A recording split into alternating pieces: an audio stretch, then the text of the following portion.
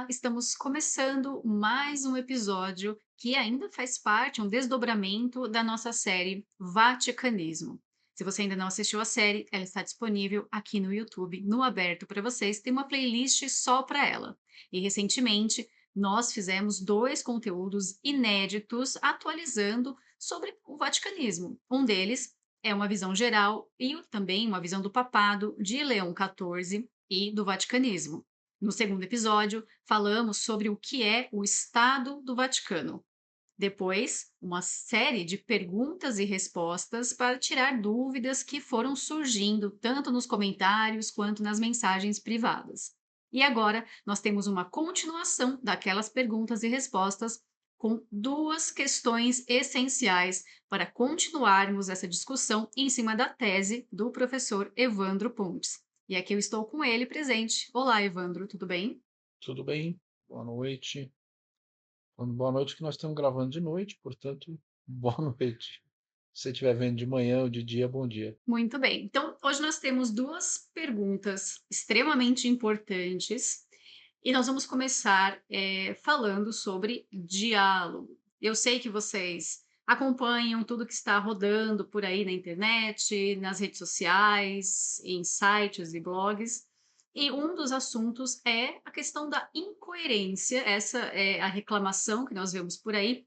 Por que que o Vaticano é tão incoerente ao ponto de receber líderes, né, de governos modernos, de estados, líderes de organizações, instituições laicas, ter essa conversa ali, o Papa recebendo esses líderes num certo diálogo, né, dialogando com essas figuras, e no momento em que nós falamos da tradição, aqui representando, né, a Fraternidade Sacerdotal São Pio X, esse diálogo não acontece. Nós tivemos um encontro entre o Túlio Fernandes, né, e a fraternidade, mas entre o Papa e a fraternidade não aconteceu.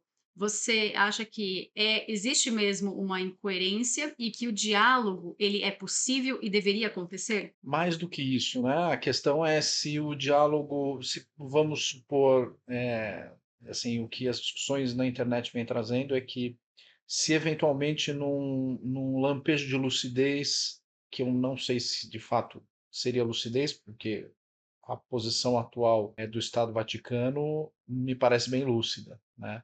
Mas no momento de lucidez, para o nosso ponto de vista, né, num momento de lucidez, ele resolvesse convocar o padre Davi Pagliarani, ou representantes, ou até os dois bispos atuais da fraternidade, para dar oportunidade para que haja um diálogo e etc., para tentar acomodar a situação canônica da fraternidade. Então a dúvida é, bom, existe uma disposição excessiva do Papa de dialogar com representantes de movimentos LGBT, com representantes do Sínodo Alemão, com a representante da Igreja Anglicana, com representantes de denominações budistas, de denominações muçulmanas. E se ele utilizasse desse mesmo critério pastoral para receber representantes da fraternidade, a coisa se resolveria? E assim, é muito difícil responder isso da maneira com que eu vou responder, então é particularmente complicado. Mas eu, como não faço rodeios e respondo as coisas diretamente, a resposta é não. Por que a resposta é não? O método e o comportamento que o Estado Vaticano estabelece nessas pautas de diálogo é um método de diálogo que envolve técnicas modernas de negociação estratégica. As técnicas modernas de negociação estratégica embutem, de certa forma, um aspecto intercambial, qual seja, de barganha. Para que você possa ter um diálogo no sentido moderno, e isso não tem nada a ver com o diálogo no sentido platônico. Um diálogo platônico, ele obedece o conceito de dialética platônica. Eu vou dar alguns exemplos aqui de dialética platônica aplicada à igreja. Quando você olha diálogos de Santo Agostinho contra acadêmicos, por exemplo, ou até o Demendáquio, ou de Mendacio, que é a discussão dele sobre o conceito de mentira, o De Magister, que é uma discussão dele com o filho dele, o Adeodato, a respeito do papel de um professor, o papel do magistério, e aí, no caso, em analogia, o magistério da igreja, e, portanto, qual o papel do aluno e como isso funciona. Esses diálogos que têm uma forte ancoragem nos diálogos platônicos obedecem ao conceito de dialética. Portanto, nessa dialética, o objeto da discussão é a extração da verdade. Sendo a extração da verdade, não há uma conciliação de visões. Não existe, não é possível essa conciliação de visões, porque a verdade é uma só. Isso é muito cristalino e é mais relevante ainda quando você vê a obra de Santo Agostinho, né? Principalmente nos debates que Santo Agostinho estabelece contra os maniqueus. Nesses debates que ele estabelece contra os maniqueus, ele não está ali para conciliar, ceder pontos e achar um ponto em comum.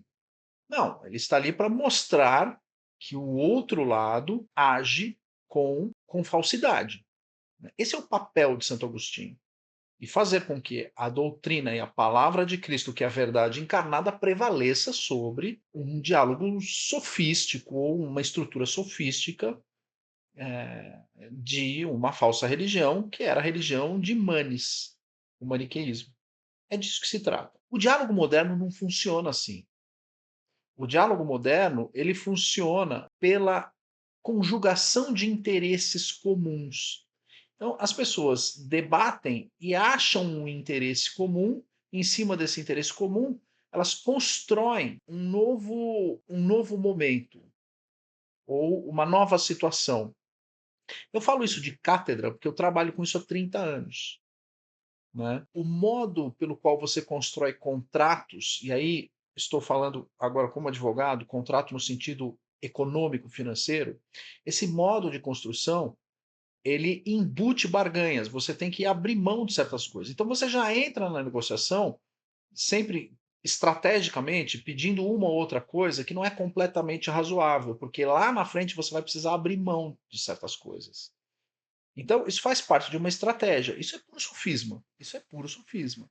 As negociações na Faria Lima, em Wall Street, funcionam dessa forma. O Estado Vaticano opera exatamente com esse mesmo modelo de negociação de pautas, quando ele se dispõe a diálogos, principalmente chamado diálogo interreligioso. Então, quando ele recebe a dona, eu esqueci o nome da dona lá, da igreja anglicana, ou quando ele recebe algum líder religioso, e veja, uma coisa muito interessante também é que as demais religiões elas não são centralizadas, elas são descentralizadas. Então ele pode receber um imã muçulmano que nunca, jamais, em hipótese alguma, vai falar em nome de todos os muçulmanos. Ele vai falar em nome da denominação a qual ele está vinculada. E assim no judaísmo, assim no budismo, assim em todos os demais credos, não vou chamar de religião, mas todos os demais credos, incluindo seitas. Você não tem um líder que fala por todos. Isso é exclusivo, exclusivo da Igreja Católica. Só a Igreja Católica tem unidade de corpo. E aí, o que, que acontece? Ele, quando se dispõe a fazer esse tipo de diálogo em uma estrutura moderna, ele não vai colocar a pessoa ali para apresentar a verdade para ela e dissuadi-la para que ela se converta. Ele vai se dispor a negociar.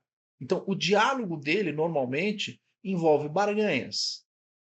Toda vez que o Papa interfere numa questão internacional, ele vai barganhar, ou ele vai auxiliar em uma barganha, ou ele vai participar de uma barganha. E ele participa dessa barganha como chefe do Estado do Vaticano, seja prestando uma assistência, um serviço de intermediação, e aí ele vai dizer: você tem que ceder nisso, você precisa ceder naquilo, ou você está indo longe demais nesse ponto. Mas ele vai, de certa forma, tentar dissuadir as pessoas para que elas, literalmente, deixem anéis na mesa. Então, você tem concessões de parte a parte. Uhum. Então, quando ele recebe essas pessoas em um ato de prevalência como chefe do Estado do Vaticano, ele faz concessões. E ele faz concessões dentro de determinadas pautas. Quando ele manda um núncio apostólico para a ONU, ele encarrega esse núncio apostólico, quando ele não vai como mero observador, mas quando o núncio apostólico precisa aderir a tratados da ONU, ele já vai instruído para fazer concessões. Vamos aplicar agora a essa situação atual da fraternidade.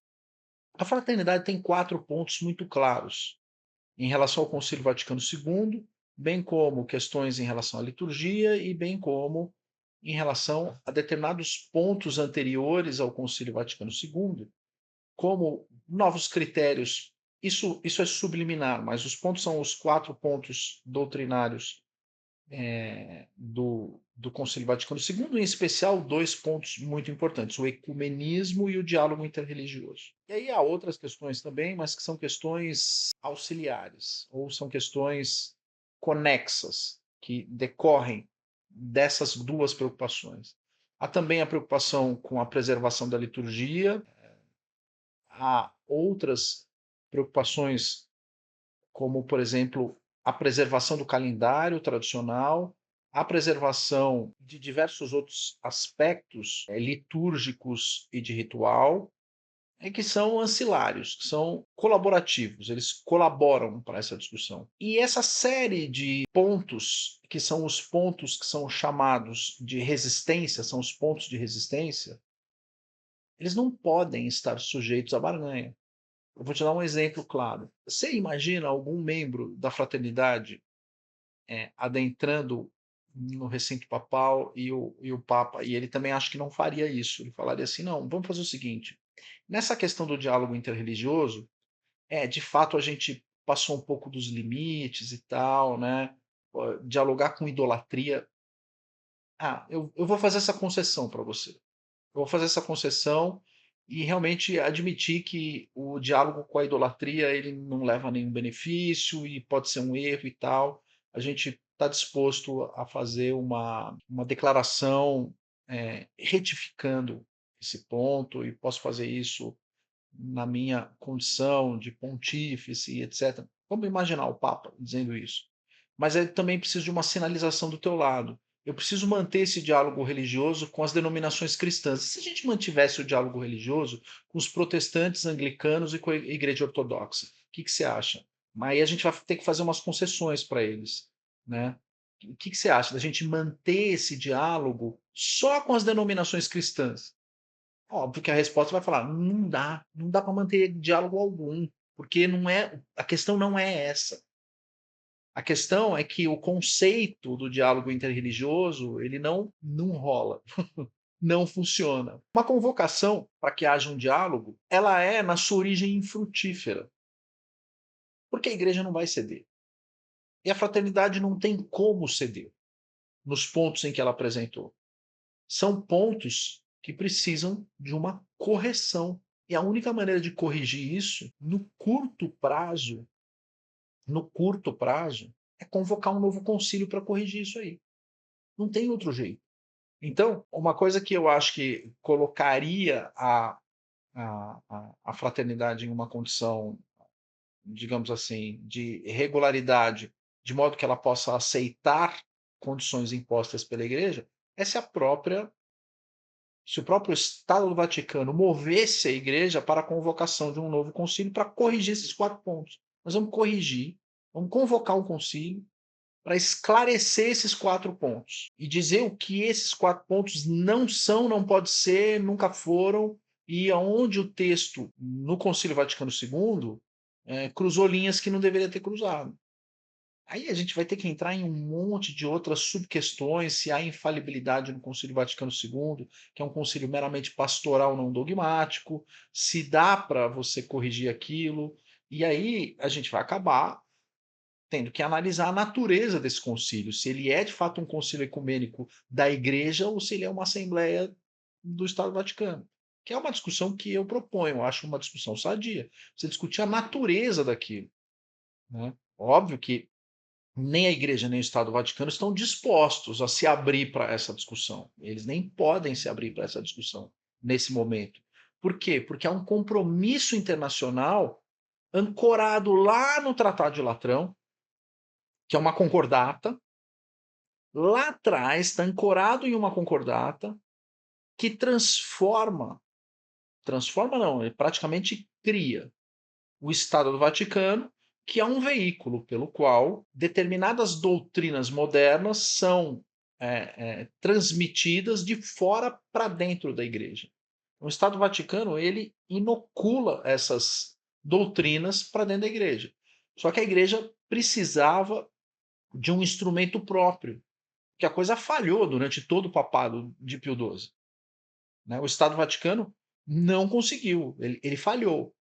Ele tentou fazer a devida penetração, mas para abrir a porta da igreja seria necessário um concílio, que foi o que João 23 fez. Com 3 meses do falecimento do Pio XII.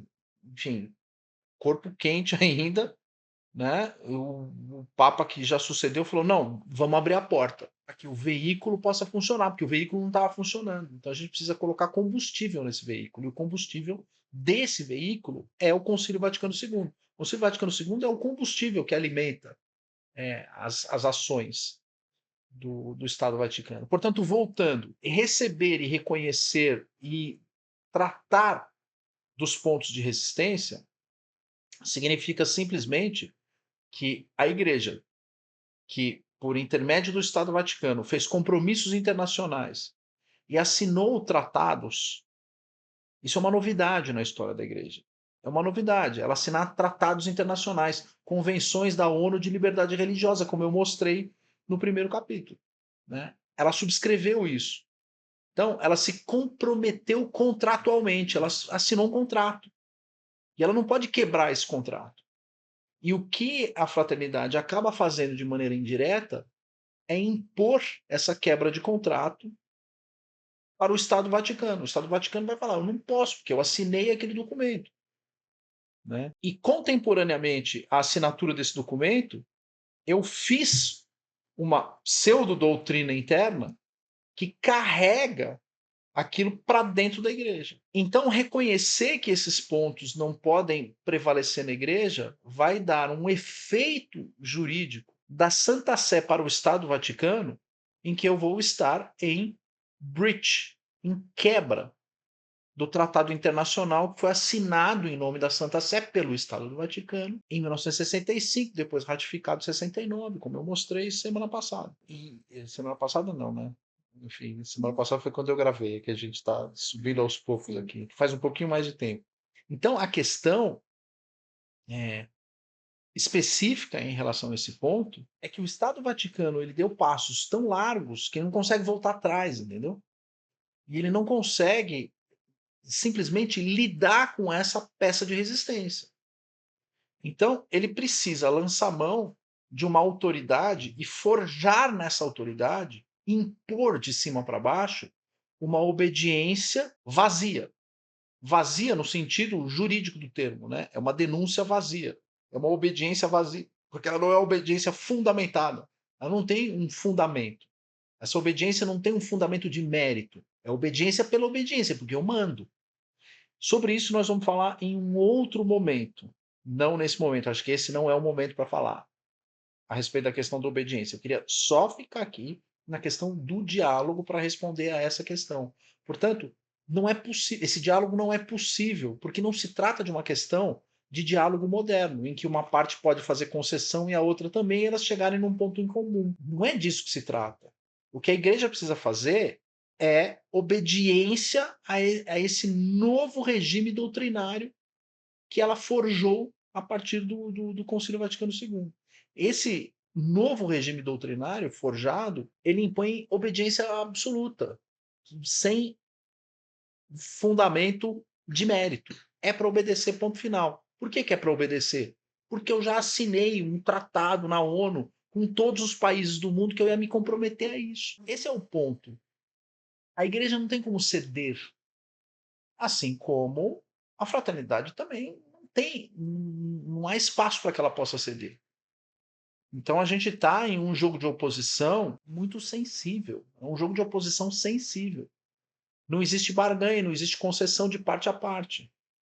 Então, assim, alguém tem que ser demovido. Ou a fraternidade adere àquilo que ela está resistindo, portanto, adere ao erro, ou ela adere ao erro, ou a igreja retorna à sua condição anterior ao Concílio Vaticano II, com o custo de não ser aceita na comunidade internacional e ainda sofrer sanções internacionais por violar tratados que ela assinou e se comprometeu nos anos 60, nos anos 70 e recentemente tem assinado e aderido a tratados agora já bem mais avançados em questões, por exemplo, existe uma Declaração Universal de Direitos Humanos da ONU, essa de 1960 e de 1965, ratificada em 69, é uma declaração sobre direitos humanos.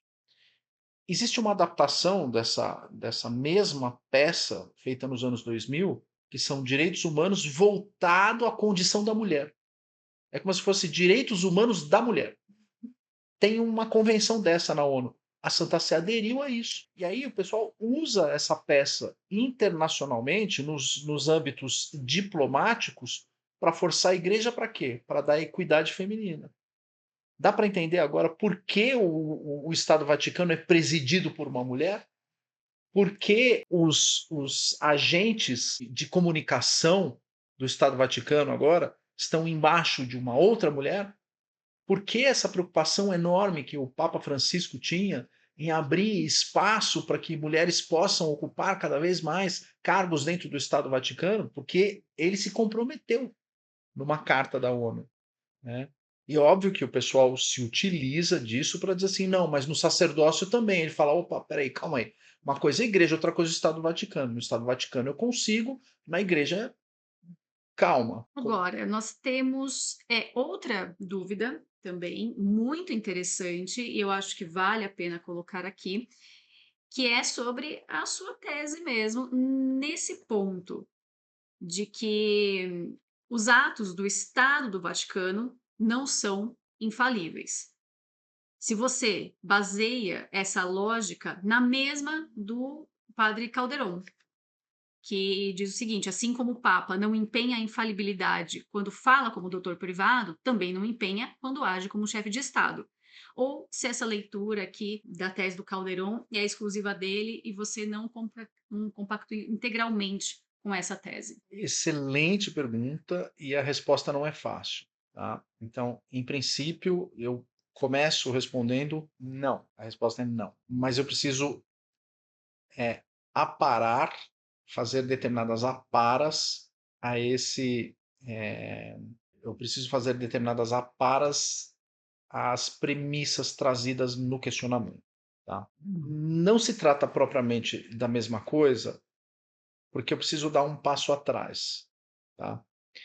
E o desafio que me é colocado diante dessa pergunta, ele é muito complicado. E esse desafio me coloca na posição extremamente delicada, extremamente sensível de precisar fazer uma ousadia. E aqui eu peço licença, obviamente, e por se tratar de uma ousadia, eu estou pronto para poder retificar se o que eu estou dizendo é algo incorreto, né? Porque o que eu vou dizer aqui é um pouquinho diferente do que o padre Álvaro Calderon coloca e depois, de maneira complementar, o professor Carlos Noguer coloca na sua obra O Papa Herético. Eu quero dar um passo atrás aqui e falar de doutrina jurídica, da mais pura e clara possível para que tudo possa ficar muito claro. Tá? Isso é público, eu sou professor de direito societário há 30 anos, eu trabalho com isso há muito tempo. Peço desculpas pelo ar professoral, mas eu vou precisar disso agora um pouquinho, levemente. Tá? Uma das coisas que a gente ensina para os nossos queridos alunos é que a natureza da pessoa jurídica ela é em si uma pessoa, autônoma. E ela não se confunde com os seus representantes. Embora os seus representantes, e aí na linguagem de um jurista chamado Pontes de Miranda, os seus representantes representam a companhia. Ele faz um truquezinho linguístico. Então ele fala: a presença de determinadas pessoas pode, de certa forma, invocar a presença automática da pessoa jurídica. Tá? Vou te dar um exemplo. Se do nada cruzar na frente da câmera o Mark Zuckerberg, muitas pessoas vão dizer assim: ah, olha, a Meta está presente nessa live. A Meta está presente nessa live. Porque a figura do Mark Zuckerberg ela é tão marcante e ele é um CEO e um acionista tão relevante da pessoa jurídica Meta que a presença dele pode implicar sob determinados requisitos, a presença da própria pessoa jurídica. Mas a pessoa dele não se confunde com a pessoa jurídica Meta. Uma coisa é o Zuckerberg, outra coisa é a Meta. São coisas diferentes. São pessoas diferentes.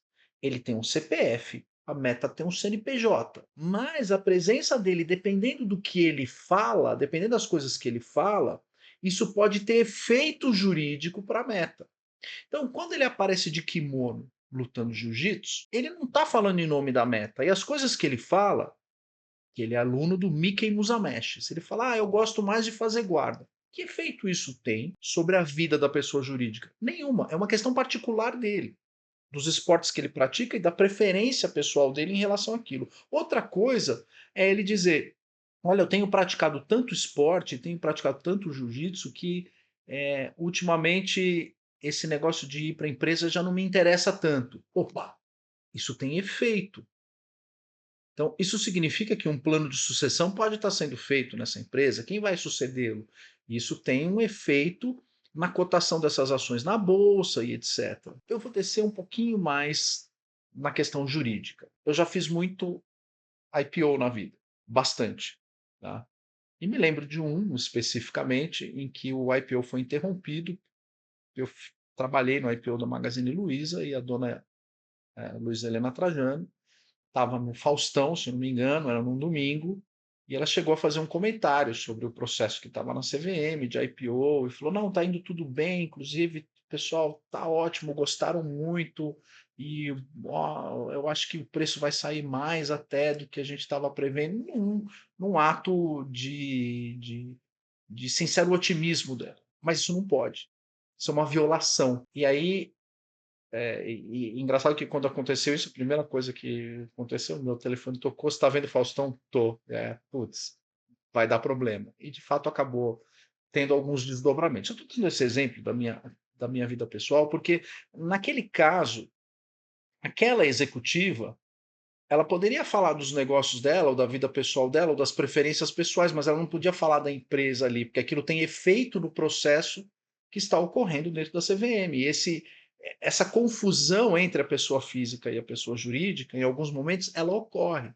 E aí, o próprio representante da pessoa jurídica tem regras na lei que limitam o que ele pode falar ou o que ele não pode falar. Ele é imposto à lei de silêncio em determinados períodos, né? Isso está previsto na lei das SA, no artigo 157 da lei das SA. Artigo 156, 157, enfim, ele tem limitações e ele tem obrigações do que ele deve informar e do que ele deve silenciar. Né? Então, assim, na minha cabeça, como advogado que lida com isso há muito tempo, isso é muito claro para mim.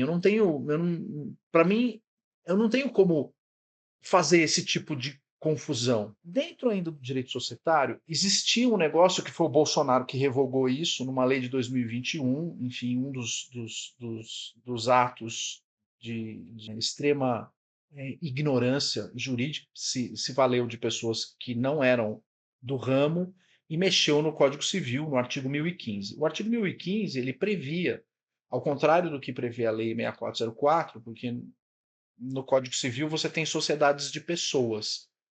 E a Lei 6404, que fala da lei das SA, São sociedades de capitais. Esse artigo 1015 ele tinha uma doutrina de direito romano muito antiga chamada doutrina ultra vires societatis, né? O que é a doutrina ultra vires societatis? Que é uma doutrina aplicável às sociedades de pessoas, que não é o caso das sociedades de capital. Na sociedade de capital isso não se aplica porque há impessoalidade. Mas nos negócios onde há pessoalidade, você tinha esse critério de distinção para que você pudesse, de certa forma, identificar atos praticados pelos representantes de uma determinada empresa, se esse ato vincula a empresa ou não vincula a empresa. Então você tinha essa doutrina estabelecida no Código Civil, nesse artigo 1015, parágrafo único, foi revogado pelo Bolsonaro, agora não tem mais, e que ele funcionava no seguinte sentido: olha só, o excesso por parte dos administradores que representam a sociedade somente pode ser oposto a terceiros se ocorrer pelo menos uma das seguintes hipóteses. Inciso primeiro, se a limitação de poderes estiver inscrita ou averbada no registro próprio da sociedade, provando-se que era conhecido do terceiro. Inciso terceiro, o mais importante de todos, tratando-se de operação evidentemente estranha aos negócios da sociedade. Olha que doutrina espetacular. A doutrina ultra vires societatis, que, enfim, o nome em latim é ultra vires, além das forças, ou vires também homens, no plural. Então, além dos homens da sociedade, ou além das forças da sociedade. A sociedade em si, a pessoa jurídica, ela tem um munus específico, ela tem um poder, e ela tem um alcance, um determinado alcance. Se você vai além, ou se você vai contra, que é o inciso primeiro, é aqui, ó, se a limitação dos poderes, ou provando-se que era conhecido de terceiro, ou se a limitação dos poderes estiver inscrita ou averbada no registro próprio da sociedade. Então, existe uma limitação para que aquele representante possa ir.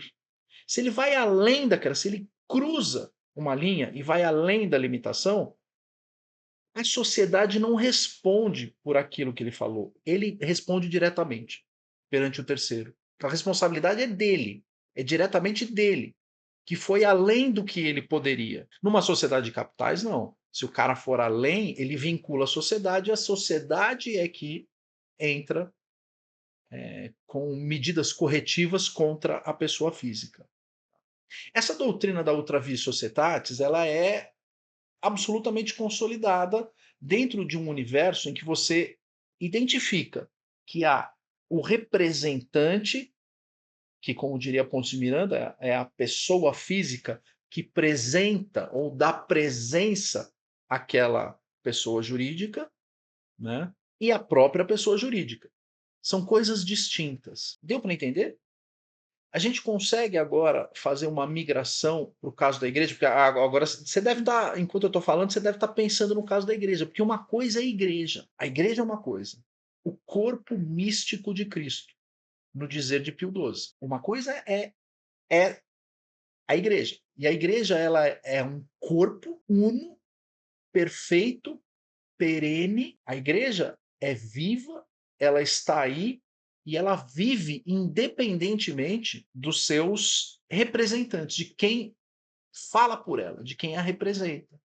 As pessoas que a representam, elas morrem, elas passam, elas vão ficando no tempo, mas a igreja permanece. Então, é um erro até é um erro físico e é um erro de metafísica você confundir aquele que representa com o representado. Então, e aí, representação no sentido jurídico do termo, de representar é dar uma presença, dar uma materialidade para uma essência que é da própria pessoa, daquele próprio corpo. Você está conseguindo visualizar? Agora você está vendo, né, o tamanho do problema. Então, uma coisa é o pontífice, outra coisa é a igreja. São duas coisas completamente distintas. Vamos falar um pouquinho da igreja e eu quero usar, inclusive, a Corpore Mysticus Christi, de Pio XII. No parágrafo 62 da Corpore Mysticus Christi, onde ele fala sobre igreja jurídica e igreja da caridade, tem uma passagem, na verdade no parágrafo 63, que é esplêndida. Ele fala o seguinte: por isso lamentamos também e reprovamos o erro funesto dos que sonham uma igreja ideal, uma sociedade formada e alimentada pela caridade, ao qual, com certo desprezo, opõem outra que chamam de jurídica. É como se tivesse duas igrejas. Isso já foi advertido até pelo professor Nogueira. Ele já falou: não existe duas, existe uma só. Vem daqui. O último, a última voz dessa doutrina está aqui na Corpore Mysticus Christi. Enganam-se grandemente os que introduzem tal distinção, pois veem que o divino Redentor, pela mesma razão porque ordenou que a sociedade humana por ele fundada fosse perfeita no seu gênero e dotada de todos os elementos jurídicos e sociais, a saber, para perdurar na terra a obra salutífera da redenção, por essa mesma razão e para conseguir o mesmo fim, quis que fosse enriquecida de dons e graças celestes pelo Espírito Santo, pelo Espírito Paráclito. Uma desses dons e dessas graças que compõem a essência, está na essência da igreja, é a infalibilidade. A infalibilidade é uma categoria, ela é uma qualidade do que é infalível. Portanto, quem é infalível? É a igreja. Ela é infalível.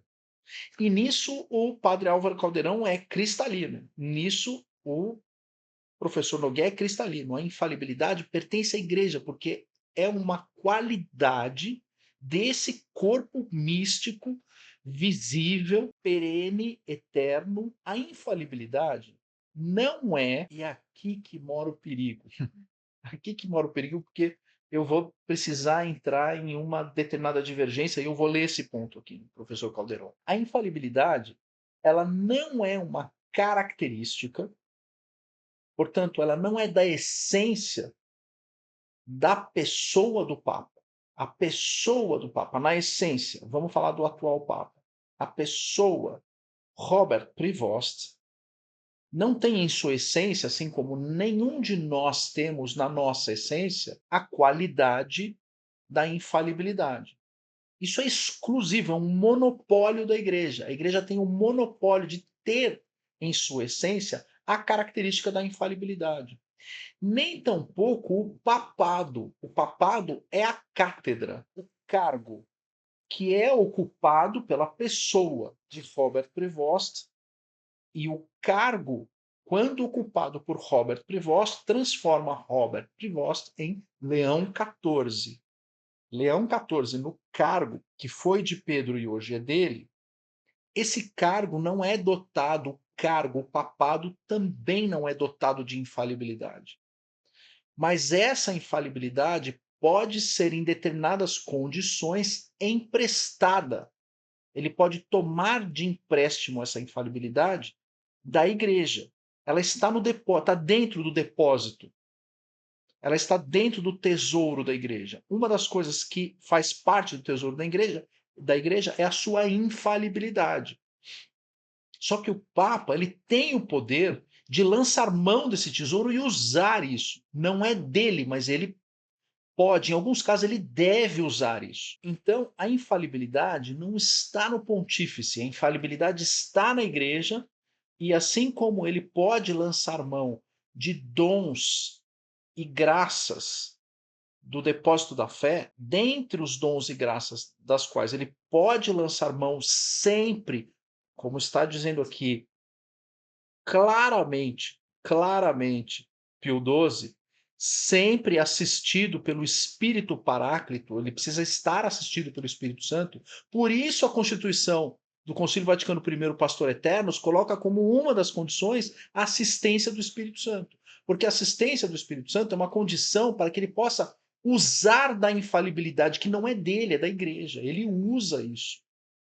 Vamos falar agora do Corpore Mysticus Christi, o corpo místico de Cristo, segundo a magistral, estupenda, maravilhosa encíclica de Pio XII. Eu gosto muito dessa encíclica. Eu aprendi muito com ela, até como advogado. Até como advogado aprendi muito. Ele fala sobre o corpo. corpo místico de Cristo, sobre os membros desse corpo. Ele fala que a cabeça desse corpo é o Cristo e tal. Então, se a cabeça desse corpo é Cristo, a boca desse corpo é o Papa. O Papa é a boca desse corpo. Mas a boca, ela só abre, só vai falar se a cabeça mandar. Isso não está escrito aqui. Mas é óbvio. Isso é absolutamente óbvio. Então, ele, na qualidade de boca da igreja, ele só fala se a cabeça determinar. E a cabeça é Cristo. Então, assistido pelo Espírito Paráclito e cumpridas as condições da Pastor Eternos, ele pode lançar mão da infalibilidade da igreja para dirigir-se ao corpo discente e ao universo cristão de modo geral, para instruir, doutrinar e transmitir a palavra da qual ele é como se fosse ele não é depositário, porque quem é depositário da palavra é a igreja. Ele é uma espécie de custodiante desse depósito. Ele faz custódia disso. E na qualidade de custodiante, como todo custodiante no mundo, isso é direito romano. O custodiante tem a posse. Tem a posse do bem da qual ele é encarregado por dever de custodiar, de cuidar. Então ele faz a custódia, ele faz esse cuidado, e ao ter o cuidado, ele é possuidor direto disso, ele tem a posse. E ele pode lançar mão disso e fazer uso de algo que não é dele, mas é da igreja? Pode, desde que cumpra determinadas condições. As condições estão na Pastor Eternos. Deu para entender a diferença entre o que é, como a infalibilidade funciona na boca do Papa e como ela é um elemento íncito, ela é da essência da igreja, porque a igreja é perfeita. A igreja não erra, ela é perfeita. O Papa, e aí, lançando mão dessa pergunta, quando articula como doutor privado, ele pode, eventualmente, cometer falhas. Quando ele articula como chefe de Estado Vaticano, mais ainda, não é que ele pode cometer falhas, é que ali, pelo fato do Estado Vaticano ser um Estado moderno, ele precisa operar em doutrina de Estado democrático de direito de verniz moderno. E na doutrina de verniz moderno, ele fala falivelmente, porque o que ele fala hoje pode ser que ele precise mudar amanhã. É da essência do Estado moderno ser falível. É da essência do Estado moderno ter um Frankenstein ao qual se dá o nome de Constituição.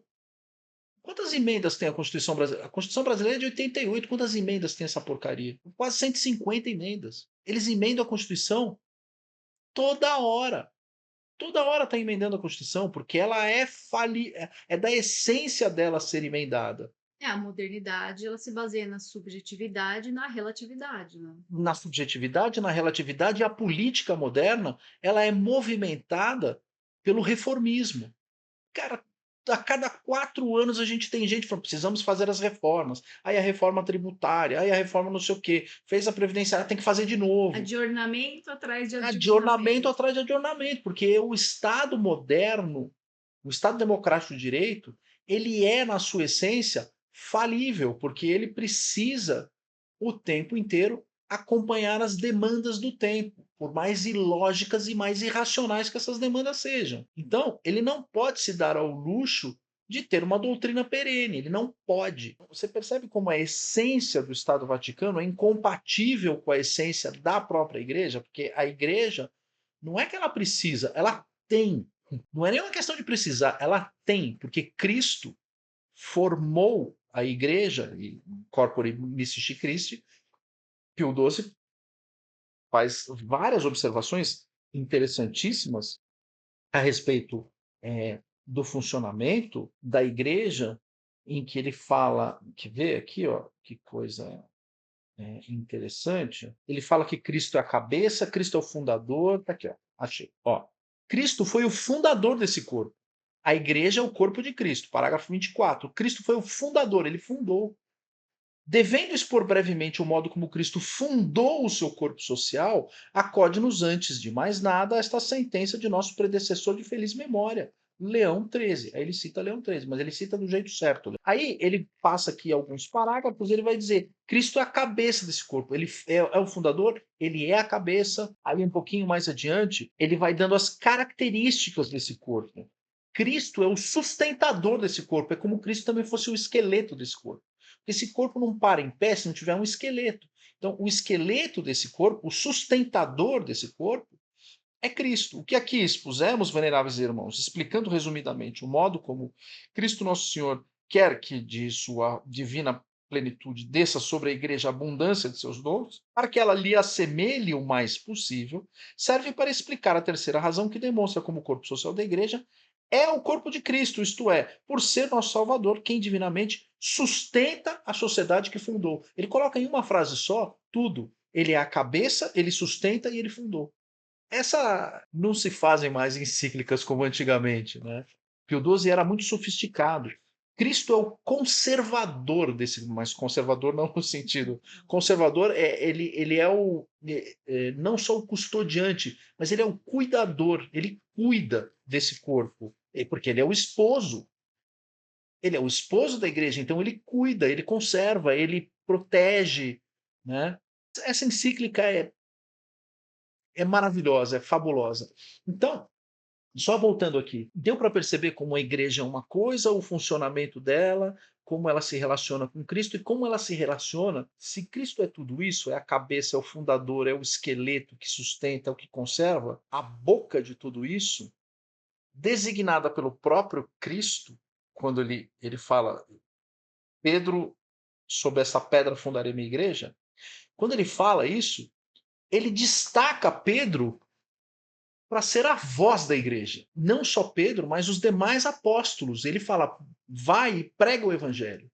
Então ele incumbe os apóstolos, os bispos e o próprio Pedro, o próprio Papa, São Pedro Papa, primeiro Papa, ele é incumbido de ser a voz.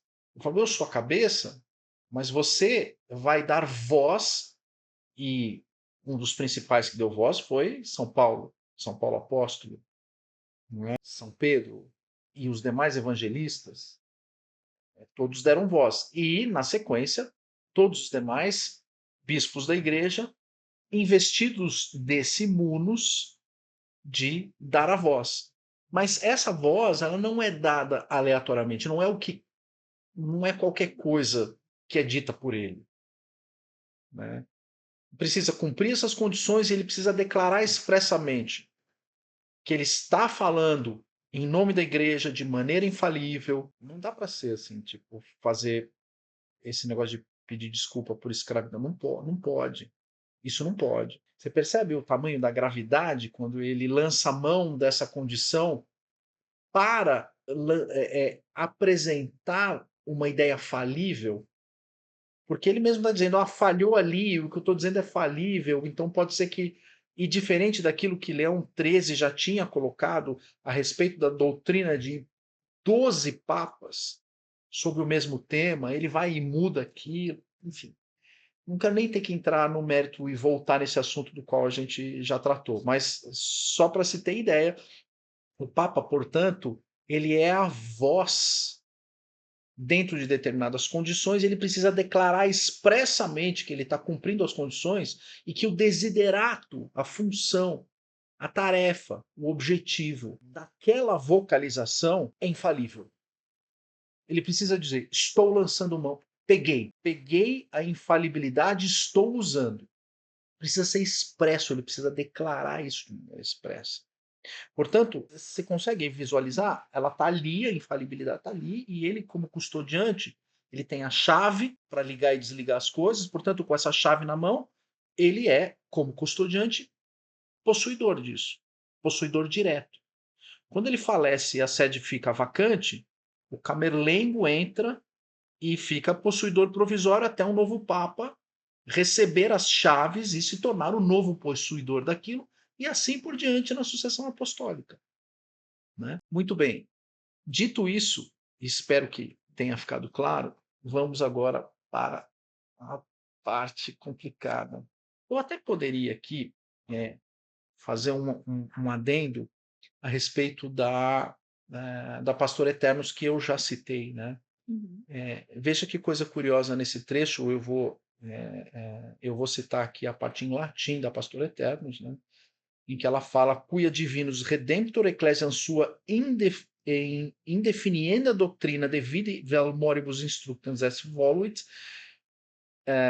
Antes disso ele fala ea infalibilitate polere, ou seja, o Papa, ele infalibilitate polere, ele se vale, ou ele goza, ele tem gozo, portanto, ele tem a fruição, ele pode fruir, ele tem o direito de fruir dessa infalibilidade que o Divino Redentor dotou a igreja. O Divino Redentor é perfeito e ele criou uma igreja perfeita e dotou, ele colocou, ele depositou na igreja. E a própria encíclica, de maneira infalível, isso aqui não é encíclica, é uma constituição apostólica, né, do Concílio Vaticano I. E porque ela estabelece anátema e ela proíbe, inclusive, de ir contra o que está escrito aqui, ela fala de maneira muito clara. Ele goza da infalibilidade. Infalibilitate polere. Ele pode lançar mão, porque ele é possuidor. Então ele tem a fruição daquilo, ele pode fruir daquilo. Né? E aquilo que foi depositado pelo Divino Redentor para fins. Ele dotou a igreja, né? Dotou a igreja para fins de definição do que é doutrina de fé ou de costumes. E essas definições do Romano Pontífice são por si mesmas e não por convenção da igreja. Em latim está assim, ó. Ideoquieius modi Romano Pontificis definitiones excesse non autem ex consenso ecclesia irreformabilis esse. Consenso, ex consenso.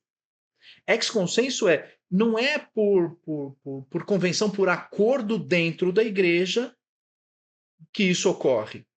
Elas são por si mesmas irreformáveis. Não dá para reformar. Se o Leão XIII já falou aquilo, não dá para pedir desculpa depois e reformar. Você entende o tamanho da gravidade? O tamanho da gravidade exposta na Pastor Eternos, a Pastor Eternos, para mim, que sou advogado que lido com isso, fica muito claro o que é igreja e o que é papa, entendeu?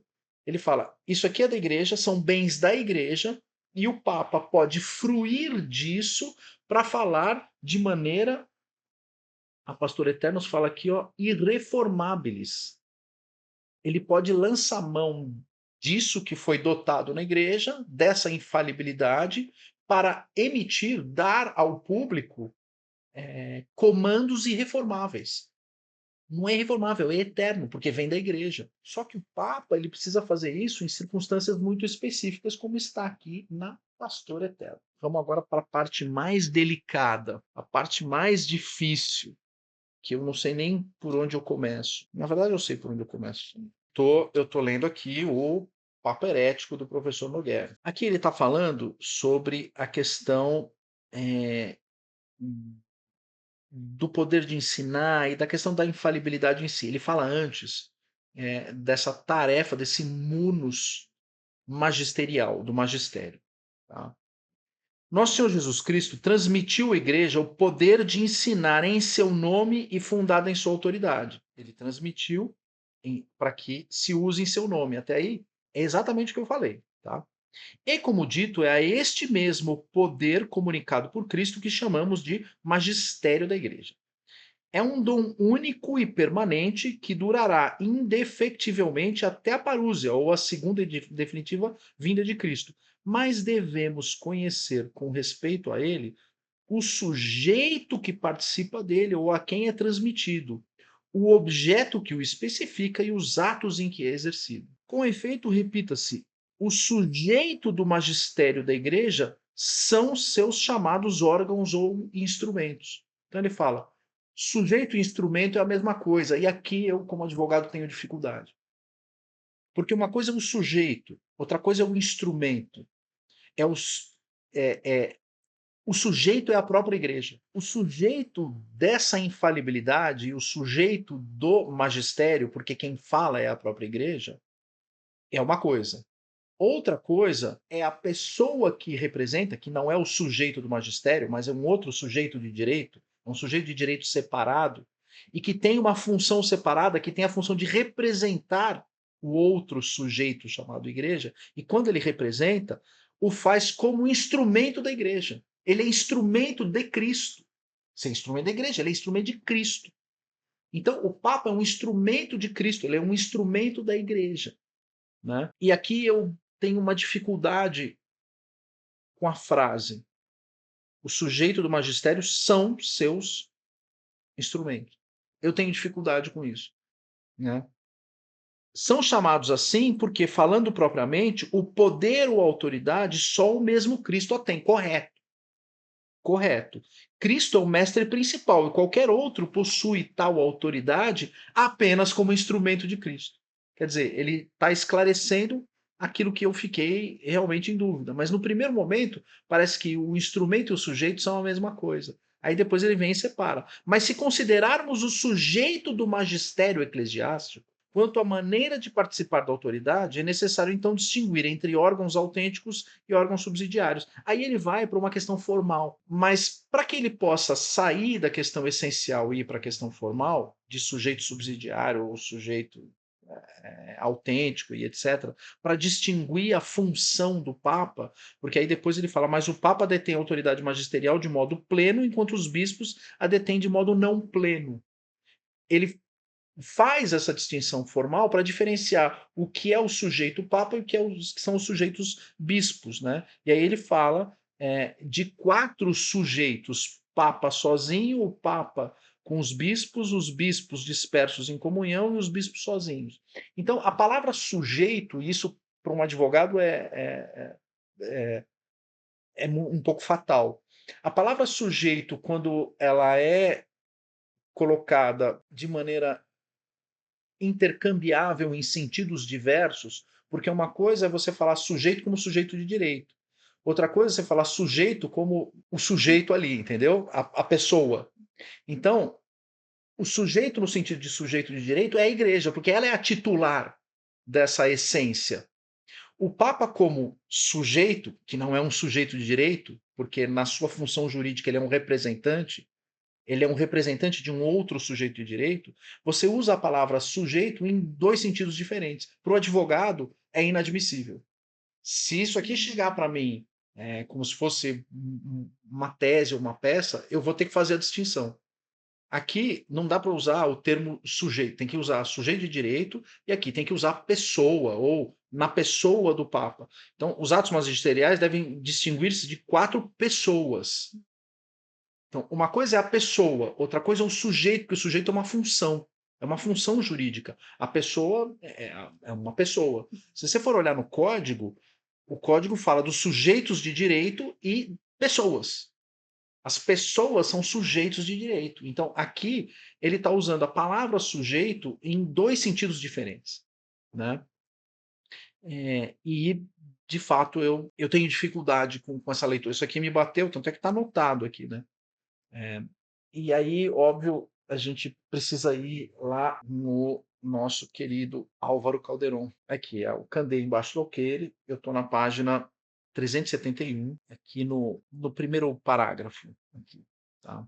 Ele já está no apêndice, não está dentro das questões disputadas, está no apêndice, onde ele fala sobre a doutrina católica acerca da infalibilidade do sensus fidei. Ao tratar do objeto de fé, Santo Tomás pergunta-se se pode haver ato de fé de um objeto falso. Aí ele dá um exemplo aqui de um menino sendo orientado em aulas de catecismo por um padre muito jovem que acaba colocando erros e ele fiado na autoridade de um papa, não tão de um papa, fiado na autoridade de um padre não tão experiente, acaba assentindo em objetos de fé que contrariam a doutrina. Papapá. Ele dá o exemplo aqui, obviamente para que a gente possa, de maneira inteligente, fazer uma analogia com a situação da crise da igreja. Tá? E aí vem o parágrafo 2º na página 372, ele fala sobre a infalibilidade do sensus fidei. Universitas fidelium incredendo fali nequit. Ou seja, quando a totalidade moral dos fiéis católicos professa crer em alguma verdade, como de fé, não pode equivocar-se. Portanto, o consensus fidelium in doutrinam fidei, também chamado sensus fidei do povo cristão, é critério infalível da divina tradição. Tem uma nota aqui embaixo, 632, o cardeal Franzelin, seu Tratado de Divina Tradizione, que me parece para a melhor explicação desse ponto da doutrina. Eu vou dar um exemplo a respeito disso. Quem canonizou Santo Ambrósio? Ninguém canonizou Santo Ambrósio. É sensus fidei. Quem disse que Santo Ambrósio é doutor da igreja? Isso foi declarado por um papa. Mas antes de ser declarado por um papa, como Santo Ambrósio, como foi reconhecida a condição de santo de Santo Ambrósio? É um sensus fidei. É aquilo que ele está falando. Totalidade moral dos fiéis católicos professa crer em alguma verdade como de fé. Eles têm fé que Santo Ambrósio está na. Todo mundo, não existe católico que duvide da santidade de Santo Ambrósio. É a totalidade, é 100%. Totalidade. Aí você tem um critério aqui de infalibilidade. É infalível, é inquestionável que Santo Ambrósio está no céu, é santo. Dei o exemplo aqui, para concordar com ele. Portanto, o consensus fidelium in doutrinam fidei, também chamado sensus fidei do povo cristão, é critério infalível da divina tradição. Isto é verdade de fé católica. Agora que vem a questão. O sujeito deste ato, id quod agit, é a Igreja Universal. Correto. É isso mesmo que eu estava falando aqui, quando eu estava lendo a obra do professor Nogueira, sem distinção entre clérigos e leigos. Então, aqui há uma outra questão que eu acabei não trazendo o livro, mas é um livro do Fernand Tonis, que é um sociólogo do século XIX, chama Gemeinschaft und Gesellschaft, comunidade e sociedade, ou sociedade e comunidade, né? O Fernand Tonis, ele faz a distinção entre o conceito de sociedade, que é personificado, e o de comunidade, que não é personificado. Isso é muito marcante no feudalismo, na Idade Média, porque uma coisa é uma instituição, né? Não dá para chamar ainda de nação, tá? Mas seria, sei lá, um império ou um determinado contexto, uma guilda ou um conjunto de clãs que forma uma nação, um, um grupo organizado, com características jurídicas próprias. Isso é uma coisa. Outra coisa é a comunidade. É um conjunto daquele povo com determinadas características, com uma raça específica e etc. Isso é a comunidade. A comunidade ela não se confunde com a pessoa jurídica da sociedade. Tá? E aqui é que a gente começa a ter o problema, porque ele fala o consensus fidelium in doutrina fidei, também chamado sensus fidei, do povo cristão é critério infalível da divina tradição, qual seja, isto é verdade católica. O sujeito deste ato é a igreja. Só que aí ele confunde a igreja sem distinção entre clérigos e leigos. Ele confunde o corpo com os membros. Né? E o princípio pelo qual se age id quo agitor é a fé sobrenatural. Mas a propriedade da infalibilidade deste ato não provém exclusiva nem principal, nem formalmente da fé do povo, mas do magistério da igreja. É o que eu falei, tá? Confirmo o que eu falei. A infalibilidade é da igreja, cujo sujeito, aí é que eu fico, né? Olha só, nem principal, nem formalmente do povo cristão, mas do magistério da igreja, cujo sujeito não é a igreja, mas o Papa e os bispos. Eu tenho dificuldade com isso aqui. Eu tenho dificuldade com isso aqui. E esse ponto aqui, ele vai desaguar num ponto absolutamente relevante de tudo que a gente está discutindo ultimamente, e aí você vai ver aqui no Código de Direito Canônico como isso é peculiar. Tá? E cujo princípio não é a fé, mas o carisma da infalível verdade. Daí que a infalibilidade incredendo da Igreja Universal se reproduz a própria estritamente a infalibilidade indocendo da hierarquia eclesiástica. Ele confunde uma coisa com a outra. Ele funde. Né? Visualizar essa fusão é muito difícil para mim. E não é difícil por um ato de rebeldia, mesmo porque essa observação dele ele mesmo fala. Quer ver o que ele fala? Que essa observação dele, obviamente, é sujeita a questionamentos. Ele mesmo fala. Embora ainda não se possa dizer que essa sentença seja dogma de fé, ele admite isso. É, todavia, doutrina católica certa. Eu não sei. Eu tenho dificuldade de visualizar. Eu preciso de ajuda para poder enxergar o que ele está enxergando. Porque pela minha educação e pela forma com que eu li as coisas e a forma com que eu enxergo o que é o corpo místico e o que é o grupo que representa esse corpo místico, que são os seus membros, uma coisa é o corpo inteiro, outra coisa é a mão. Uma coisa é a cabeça, outra coisa é a boca. Eu tenho essa dificuldade de dizer, não, boca e cabeça, boca e corpo é a mesma coisa. E a característica do corpo, na verdade, ela é da essência da boca. Entendeu? Eu tenho essa dificuldade. Eu não consigo visualizar do jeito que ele está visualizando. Por isso que a resposta que eu preciso dar a essa pergunta precisa de toda essa reparação mental. Eu preciso fazer todos esses reparos para dizer, não, peraí, vamos com calma.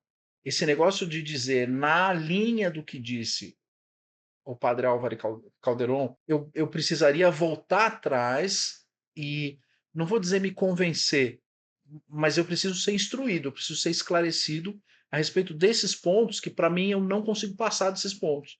Eu sempre fico um ponto atrás, dizendo assim, não, eu não consigo visualizar isso. Porque uma coisa é o corpo de bispos e o Papa, na sua tarefa de falar em nome da igreja e, portanto, de lançar mão via magistério dessa infalibilidade, eles não são infalíveis. Ele fala aqui, ó, cujo princípio não é de fé, mas o carisma não é. Daí a infalibilidade incredendo da igreja se reduza propriamente, estritamente, à infalibilidade endógena da hierarquia. Ou seja, ela se reduz. Quando ela se reduz, aquela coisa ela se confunde com essa em redúcio, por redução. Para mim não faz sentido isso.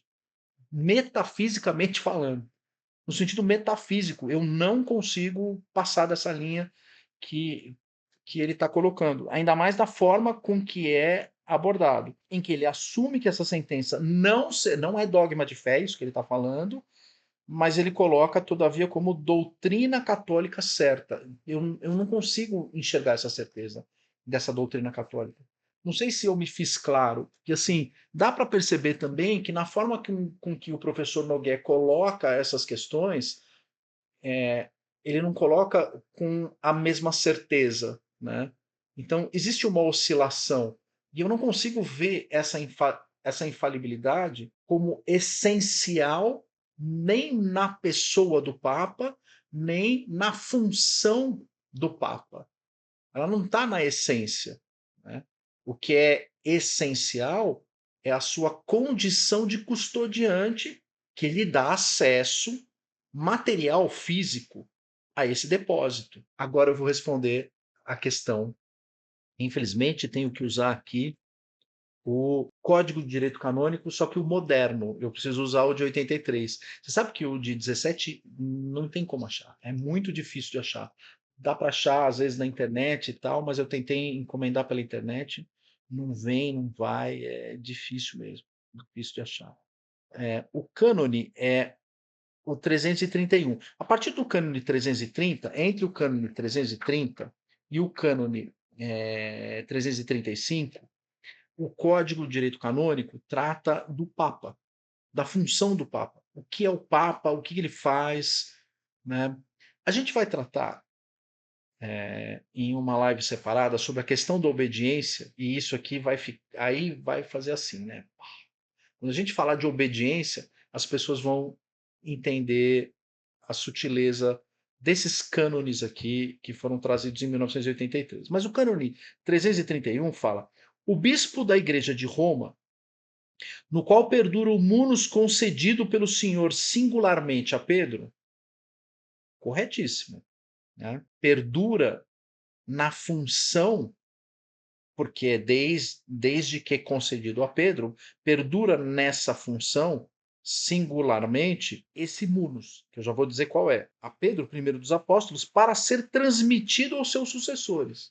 Então, o primeiro munus é o de transmissão, de sucessão, de transmissão daquilo que ele é depositário. Ele é depositário, então o munus dele é transmitir para os seus sucessores. É a cabeça do colégio dos bispos, não da igreja, porque a cabeça da igreja, como o Papa Pio XII disse, é Cristo. Mas do colégio, você percebe como o colégio dos bispos não se confunde com a igreja? Porque a cabeça do colégio dos bispos é o Papa, mas a cabeça da igreja é Cristo. São coisas diferentes. E são cabeças diferentes.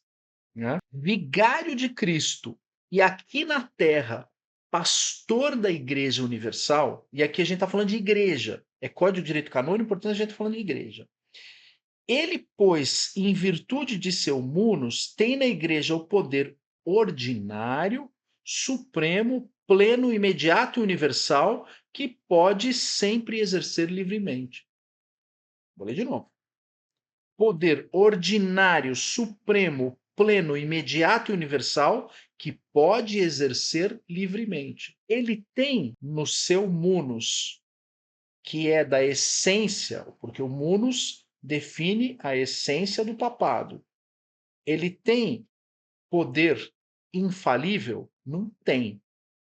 Ele tem um poder ordinário, supremo, pleno, pleno qual seja estável, imediato, instantâneo e universal. Então, o que ele fala em Roma se aplica na Papua Nova Guiné, se aplica no Brasil. Mas nesse munus, que é do sumo pontífice, não é da sua essência a infalibilidade. E aí vem aquela coisa curiosa, a nota a esse cânone.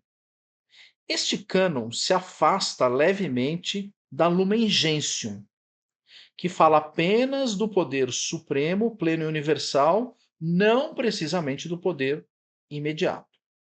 Esta palavra, porém, foi usada pelo Vaticano I em sua definição da primazia papal na Constituição Dogmática Pastor Eternos.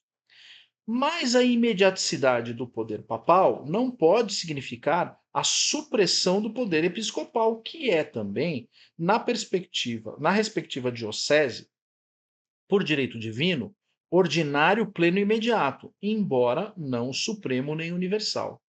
Agora vem a pedra de toque de tudo isso. Além da autoridade suprema da Igreja, o Papa é também cabeça da Igreja Latina, onde lhe correspondem as funções patriarcais. Ele é patriarca do Ocidente. É igualmente primaz da Itália, bispo da Diocese de Roma e chefe do Estado do Vaticano. Nem sempre se atende suficientemente a esta multiplicidade de funções, pelo que às vezes parece haver transposição de poderes de uma esfera para outra com a confusão consequente.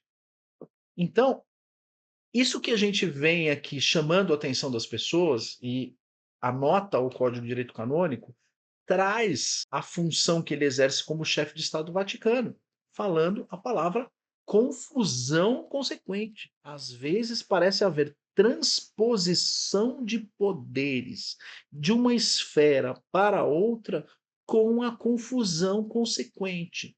Então, o que acontece? Uma coisa é a igreja, outra coisa é o Papa. E o Papa, ele exerce a função X, a função Y, a função Z, a função A e a função B. A função A dele é de custódia desses bens. E quando ele está na função A e lança a mão da custódia desses bens, ele pode usar da infalibilidade para isso. Eu diria até mais, não que ele pode, ele deve, ele tem o dever de usar, porque ele não pode tirar de lá de maneira inconsequente. Como isso tem consequências, ele precisa ser assistido pelo Espírito Santo, precisa preencher as condições da Constituição Dogmática Pastor Eternos, e aí sim se valer da infalibilidade. Isso na função A. Mas na função Z, como chefe de Estado do Vaticano, nessa função não tem nada a ver com aquilo. É disso que se trata o vaticanismo. É quando, na função Z, ele simula uma infalibilidade, ou no caso, ele não simula a infalibilidade, nenhum Papa fez isso. Nem João 23 fez. De João 23 para cá, nenhum Papa fez isso. Nenhum Papa simulou a infalibilidade. Mas de João Paulo II para frente, ele passa a lançar mão, por conta deste código aqui, de um conceito jurídico de obediência que antes não havia. Ele inova no conceito jurídico de obediência na sua condição de chefe do Estado Vaticano. E aí sim, é como a própria nota, o Código de Direito Canônico está dizendo, ele confunde uma posição com a outra. Muito bem, o que eu pediria para você agora é, depois de tudo isso que eu expliquei e coloquei aqui muito claro, e li com cuidado essas ponderações, li esses documentos todos da igreja, eu quero que você refaça a pergunta. E agora eu vou responder, porque estamos, como a gente gosta de dizer, estamos todos na mesma página. Eu precisava colocar todo mundo nas páginas em que eu estive. Então, o propósito dessa discussão é colocarmos todos na mesma página e agora sim eu posso responder essa questão, já que estamos todos na mesma página. Então vamos lá, vou refazer aqui a dúvida, que é sobre a sua tese, né, do vaticanismo, de que os atos do Estado do Vaticano não são infalíveis. Se baseia na mesma lógica de Calderon. Não, Não, assim como o Papa não empenha a infalibilidade quando fala como doutor privado, também não empenha quando age como chefe de Estado. sim, Ou se sim, essa. mas dá para perceber como a lógica do Padre Calderon é um pouquinho diferente do que eu estou colocando, Uhum. porque ele faz um mix. Ele fala que uma referencia a outra. Ele fala isso expressamente, né? E ele considera isso boa doutrina. Eu tenho dificuldade de trabalhar com esses mesmos parâmetros, e expliquei por quê. Porque na minha experiência pessoal, onde eu tive experiências como, não como canonista de direito eclesiástico, mas como canonista de direito comum. Como canonista de direito comum, eu tenho dificuldade de visualizar. E uma coisa está ligada à outra. Isso vai ficar claro quando a gente fizer a nossa live sobre direito canônico. A gente vai apresentar o próximo passo aqui, depois disso que vocês estão vendo, a gente vai apresentar um vídeo sobre direito canônico. Eu vou explicar o que é direito canônico para vocês. E aí, depois, num outro momento, a gente vai falar, por último, da questão da obediência e da questão do estado de necessidade. Mas são leituras jurídicas. O que é o estado de necessidade dentro do direito penal? Tá? Isso eu vou falar como advogado de direito comum, de direito leigo. Quais são esses conceitos? E esses conceitos têm origem comum. Tudo isso que eu estou falando tem origem comum. A origem comum se chama direito romano. Então, o direito canônico bebeu das mesmas fontes desse direito que eu uso no meu dia a dia. Então, o direito que eu uso no meu dia a dia, principalmente da forma com que eu raciocino e a forma com que eu trabalho, eu não trabalho raciocinando por valores do direito moderno. Por isso que eu tenho dificuldade de arrumar cliente, às vezes, enfim. Mas eu resolvo as coisas. É incrível como o direito romano é infinitamente mais eficiente que o direito moderno. É infinitamente mais eficiente. Mas ele ainda me dá origem comum para que eu consiga raciocinar dentro do direito canônico de uma maneira, creio eu, satisfatória. E esse raciocínio dentro do direito canônico me dá a oportunidade de enxergar, de visualizar os problemas decorrentes dessa confusão, que é admitida pelo próprio Código de Direito Canônico, da função de pastor eterno, vigário de Cristo e todas essas outras funções, primaz da Itália e etc. Né? A função de primaz da Itália é estabelecida pelo Tratado de Latrão. É o Tratado de Latrão que impõe a função de primaz da Itália para o Papa. Era uma concordata. Né?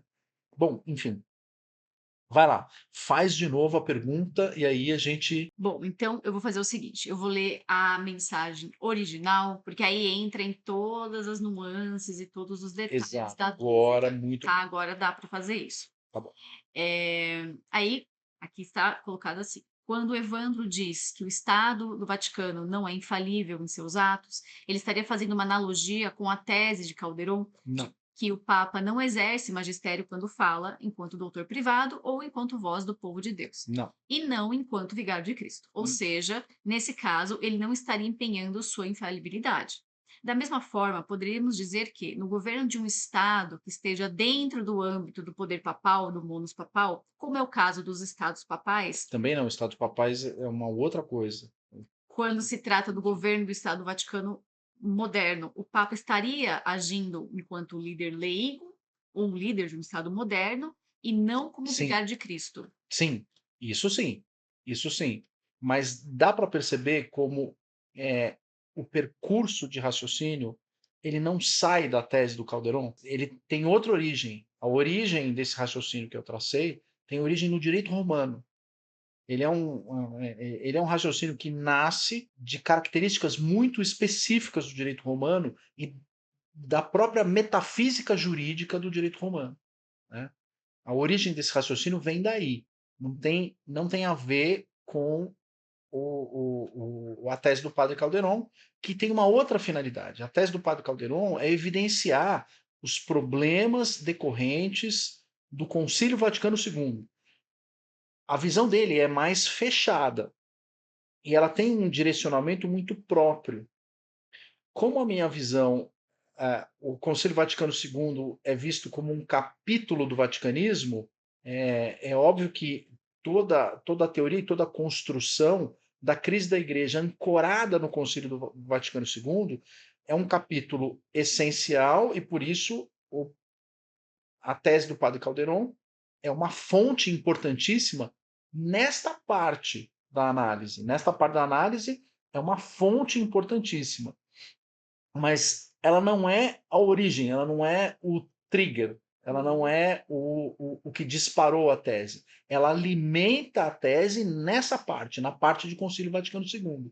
Mas a tese ela é mais ampla, porque o Estado Vaticano ele é mais amplo que o próprio concílio. E aí vou repetir, o concílio é a gasolina, é o motor do Estado Vaticano e das doutrinas vaticanenses, né? E assim, o que a gente precisa entender é que o vaticanismo ele é a transformação dessa condição temporal da hierarquia da igreja em uma pessoa jurídica que ao longo do tempo inoculou doutrinas que são contrárias à doutrina da igreja e que são agradáveis ao consenso de paz universal. São agradáveis ao conceito de humanismo integral. Então, ela é, na sua origem, uma doutrina humanista, a doutrina do Estado do Vaticano. E por isso há esse tipo de conflito com a tradição que não vai se superar enquanto o Estado do Vaticano continuar existindo. Enquanto ele continuar existindo, esse conflito com a tradição, ele sempre vai existir. Não tem como. Não tem como a gente superar isso. A igreja embaixo de um Estado democrático moderno, no sentido moderno. Que, aliás, é o que, de forma superficial, o Taylor Marshall mostra na sua tese da infiltração na igreja, na tese dos infiltrados, em que ele volta no evento da Porta Pia, em 1870, né, que é a invasão de Roma pela turminha do Garibaldi, né?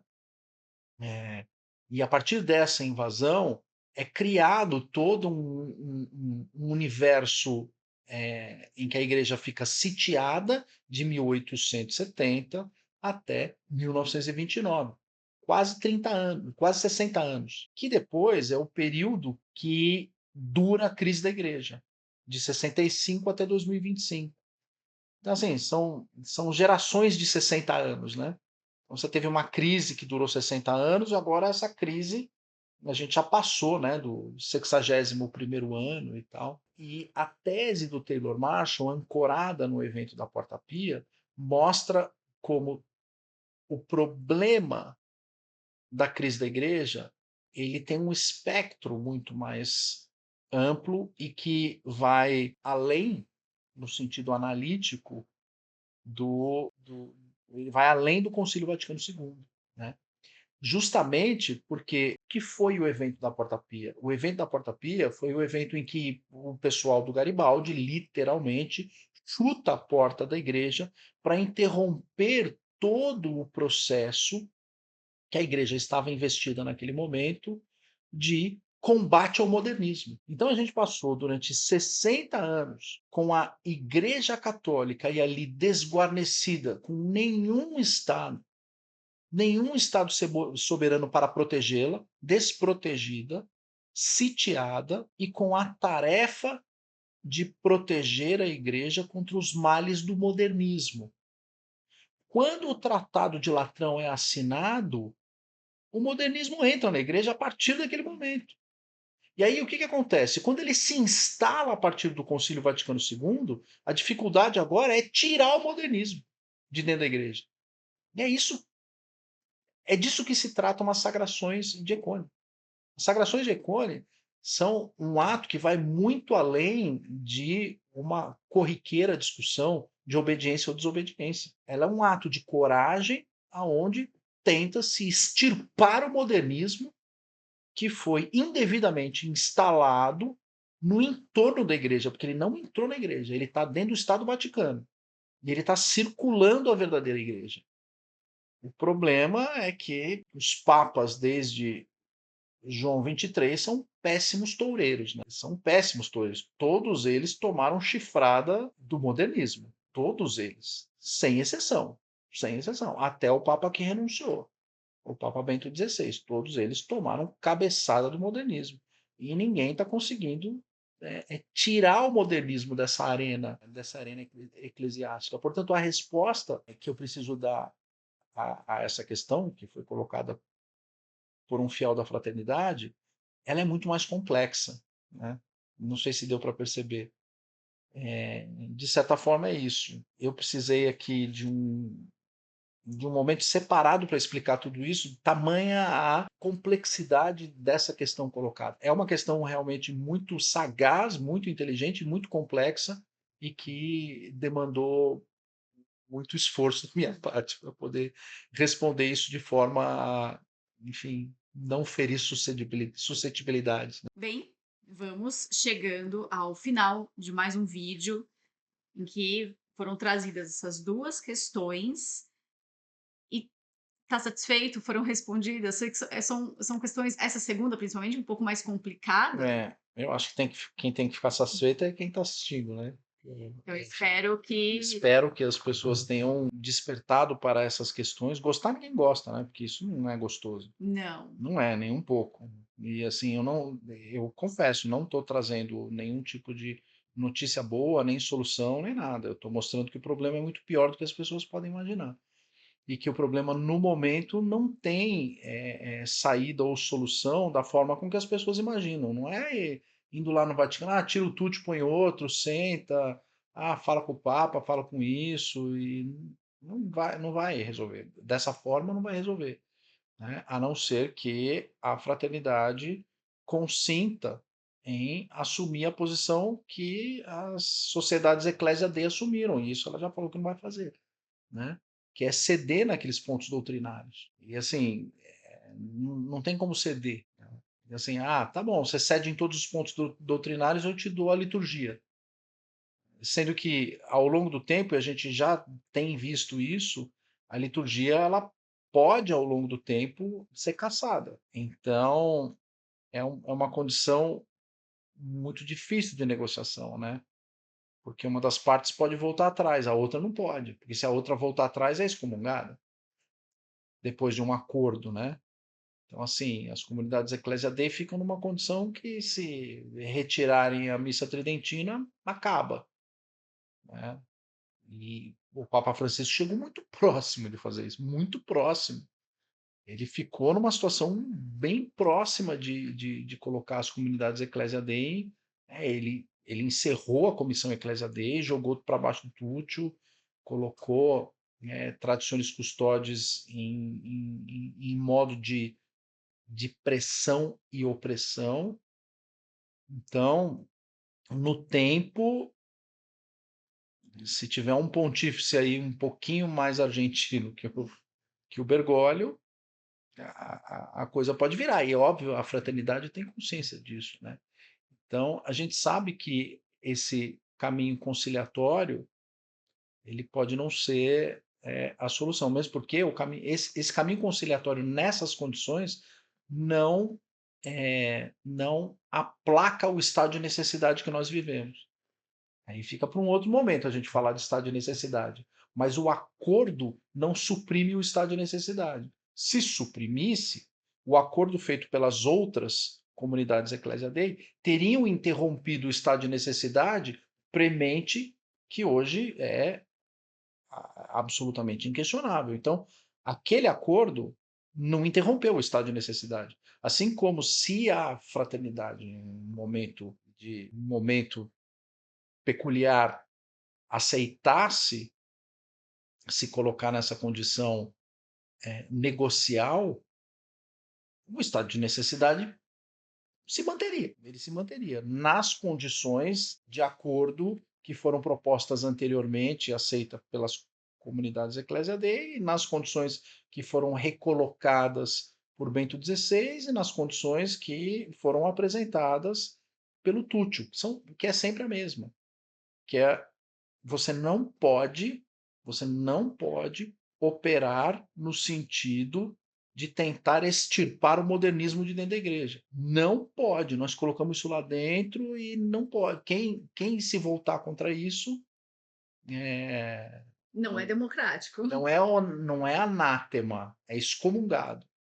Mas aí a gente vai falar sobre obediência e estado de necessidade Num e até um outro. pouquinho sobre essa excomunhão, porque qual que é o conceito de excomunhão? Interromper o acesso do fiel à comunhão. Excomungar é você não está mais em comunhão, portanto, interromper o acesso do fiel à Eucaristia. Só que essa comunhão não vai ter esse efeito. As pessoas não pararam para pensar em. Essa eventual excomunhão do Túcio, que foi por ele colocada como ameaça, ela não tem o condão de cortar, de interromper a Eucaristia.